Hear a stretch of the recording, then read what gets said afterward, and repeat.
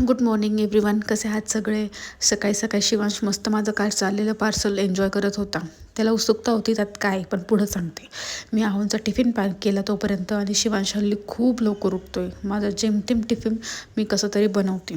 त्यानंतर पप्पा गेले. आमचं असं नाटकी रडणं चालू होतं, पण जसा कॅमेरा दाखवला तसा तो शांत झाला. आजकाल काही जरी बोललं तरी आम्हाला रडू येतं आहे. काय माहिती कुठून शिकून आला आहे. तर चला, त्यानंतर मी त्याला झोपवलं आणि माझं अनबॉक्सिंग करायला घेतलं. मी हा छोटासा रॅक मागवला होता शिवांच्या काही गोष्टी ऑर्गनाईज करण्यासाठी, किंवा किचनमध्येच ठेवणार होते, कारण प्रत्येक गोष्ट माझी इथं तिथं ठेवलेली असते आणि वेळी फजिता होते. आणि दुपारी शिवांश त्याचा अख्खा वेळ माझ्या मांडीवर असतो. त्याला खाली अजिबात आवडत नाही खेळायला. तू बस, तुझ्याजवळ मी खेळतो येऊन फक्त माझ्या मांडीवर बसलेला असतो. आणि त्याचं खेळणं तुम्ही आता बघा, काय याने खेळतोय तो, कारण की कशी त्याची मेंटॅलिटी तयार होती काय माहिती.